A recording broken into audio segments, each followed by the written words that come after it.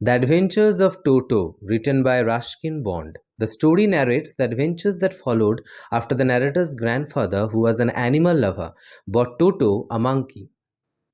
The story begins with grandfather buying Toto from a Tonga driver for 5 rupees. Toto was pretty and looked so out of place that grandfather decided to add him to his private zoo. He was, however, afraid of grandmother, who did not like him bringing home as many pets as he liked. So the narrator and grandfather brought Toto home and decided to keep him a secret from grandmother. Toto was extremely mischievous.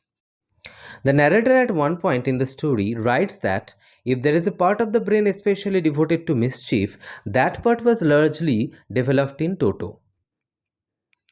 Toto on his first day ripped open the pig to which he was tied, shredded the narrator's blazer, and tore up the wallpaper that grandfather had chosen for the walls.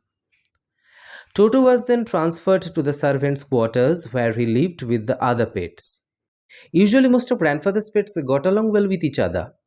However, Toto kept all of them awake at night.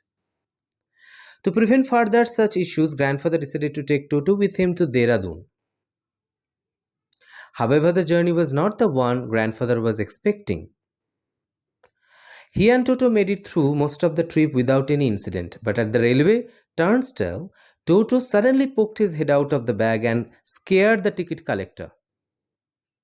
The ticket collector thought Toto was a dog and charged poor grandfather 3 rupees extra. Grandmother finally accepted Toto and gave him a comfortable home at the stable. His companion was their donkey, Nana. However, when grandfather came to the stable to make sure that Toto was comfortable, he saw poor Nana struggling because Toto had jumped on her head and bitten her ears.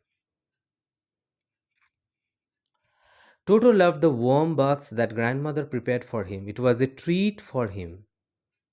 He would expertly check the temperature of the water and then enter the bath 1 foot at a time. Then he would soak and soap himself. Once he almost boiled himself because he did not realize that the kettle was still on the fire. He was saved by grandmother, who pulled him out the kettle just in time. One day grandmother had made pulao. When everyone entered the dining room, they saw Toto sitting on the table, stuffing himself with rice. He threw a plate at grandmother, who had screamed at him. He also threw a glass of water at one of the narrator's aunts. Then Toto jumped out the window with the dish of pulao. He climbed all the way up the jackfruit tree and ate all the rice while everyone watched. Finally, to take revenge on grandmother, who had screamed at him, he threw the dish down the tree and laughed when it broke into pieces. This incident made everyone, especially grandfather, realize that they could not keep Toto for long. He was becoming very expensive for them to keep because he kept destroying things. They could not keep replacing them all the time. So grandfather took Toto back to the Tonga driver, but he could only sell him back for 3 rupees.